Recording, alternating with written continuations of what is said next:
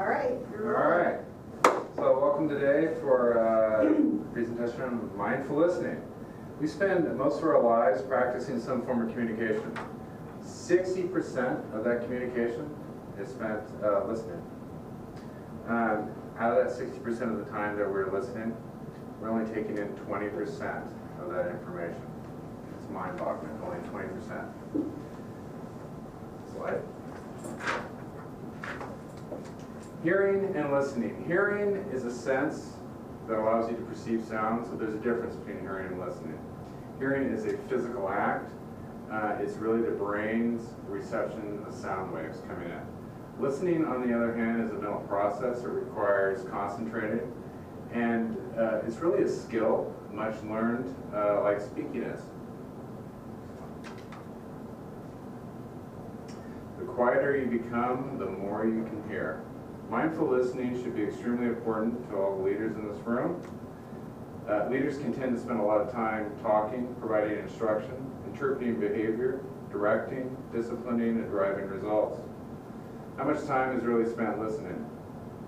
We spend most of our time talking, we're not really learning anything. When we listen, really listen, we can learn and grow. Besides, how else will we know what our patients need and what our staff need? I have a personal story on really not listening well. So I was trying to recall a moment, and there are lots of moments where I don't do this well. But one in particular was in a leadership meeting when someone was speaking directly to me about an issue they were having in my department. I also had an issue where an employee was arriving late to work and kept texting me. Kept texting me through the meeting, and it kept pulling my attention away from what this person was trying to speak to me about. I kept looking at my phone, and I had to have this person repeat what they were trying to say to me. It was very rude. It's disrespectful. I felt really bad about the situation on retrospect and apologized to this person. They had to repeat themselves, and probably most importantly, it damaged any trust I had with that person. It kind of made them feel like they were less important than whatever was happening out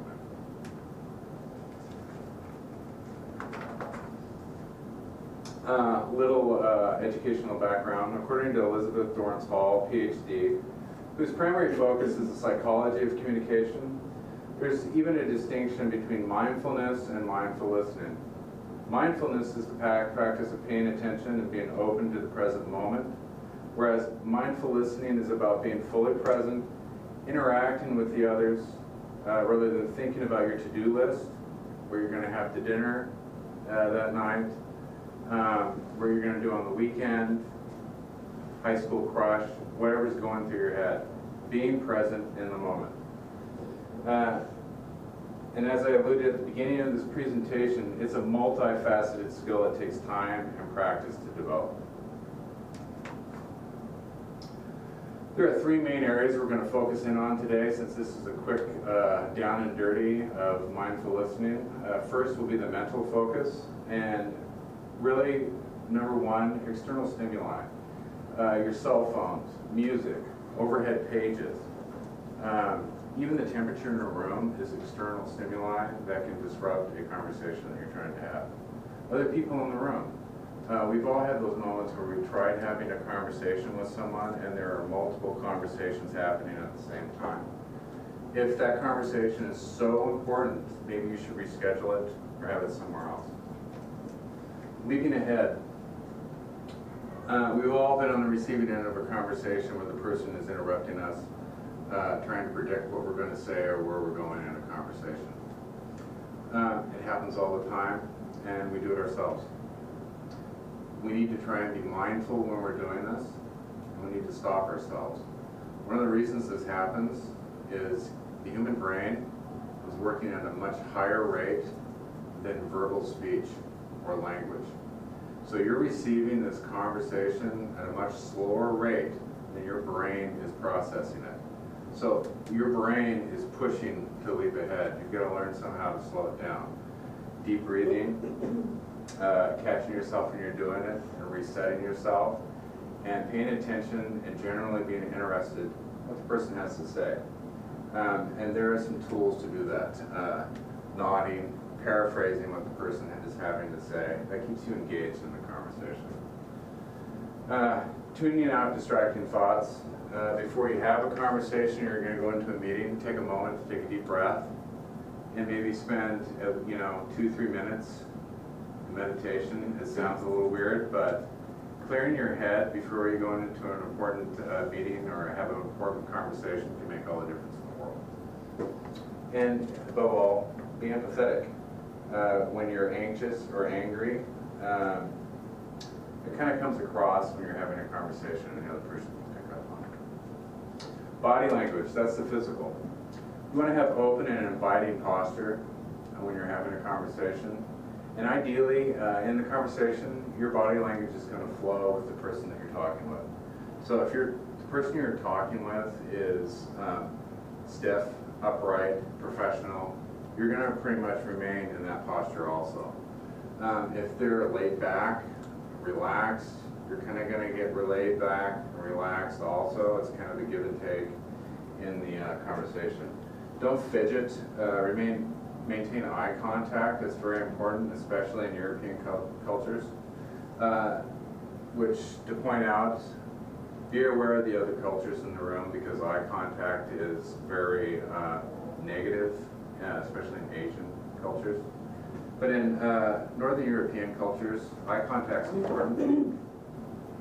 It tells the other person you're paying attention, you're interested. And on the same hand, don't stare somebody down, so it's a fine line. Staring somebody down can be intimidating. So be aware of what kind of eye contact you're making. And affirmations, smiling periodically, nodding your head periodically, saying yes or I understand periodically lets the other person know that you're still engaged in this conversation and you're listening. Yes. Yes. And then we get to the verbal response. So again, paraphrasing what you heard the other person say, lets them know that you're still engaged, because a lot of the times we hear our version of the conversation. We're not hearing the other person's version. We're hearing our version of the conversation. So you want to make sure you paraphrase. You can also summarize what the speaker's comments are saying. It lets them know you're engaged. Pretty much the same thing, it's kind of similar. Don't interrupt with counter arguments. Don't get caught up in what the person's trying to tell you or what you think they're telling you. And don't respond with emotional baggage. Allow the person to finish talking about what they're talking about and paraphrase and make sure you understand the message. We have a Dilbert cartoon I thought kind of summed it up. So Dilbert's talking to his boss. His boss is on his cell phone. He says, studies say people are losing their ability to focus because of all the digital distractions. He's like, sorry, what? Hold on. And then Dilbert's phone beeps. What were you saying? I don't know. Probably wasn't important. Cell phones have really added another layer into this environment that's really distracting. So please be aware of your cell phones. So I'm just going to ask a couple quick questions of the audience. Can anyone tell me the difference between being mindful and mindful listening? Anyone? Anyone? No? Well, Go ahead. you've added on the word listening. I mean, you can be mindful, but still not be listening. Mindful listening. Mindful is present in the moment. Right. Mindful listening is an interaction between two people. And you're listening. Yeah. An example of mental mindfulness. Discuss. Anyone? Mental mindfulness. Or mental mindful listening. You went through the mental, I we mean, go to the verbal. this example happens at home too. Yeah, it does. I mean, you work all day, right? You go home and your spouse is sitting there on their phone or their iPad and you're like, I'm here. Are you going to talk to me? Right. And they do the same thing. Or if they put the phone down or their iPad and you're talking to them and it dings or whatever, you can just see them look at it. You can just see them look at it and they're like, you lost them. Yeah. You lost them. You have lost it. It occurs at work and at home. It does. So we talked about our physical presence and our body language. We talked about our brain and our mental processing, getting ahead of the act of Right. listening Right. and hearing, and how to keep that in check and not get, to find that temptation to process further than what the speaker is saying. Good, great. These pointed questions were also a demonstration of people only retaining 20% of what they're hearing. So, you did a good job.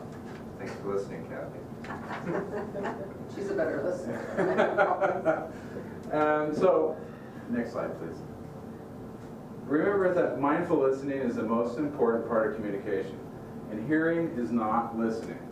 Listening is a skill that needs to be developed, and there are many facets to learning that skill. The first step is being aware of what listening really is. Be deliberate with your listening. Remind yourself frequently that your goal is to truly hear what the other person's saying. Set aside all other thoughts. Put aside all other behaviors and concentrate on the message. Ask questions, reflect, and paraphrase to ensure you understand that message. Mindful listening is the key to improving relationships and improving yourselves. All you have to do is listen. Very That's nice like job. start of a song. Very nice job. Thank you. Slide that up.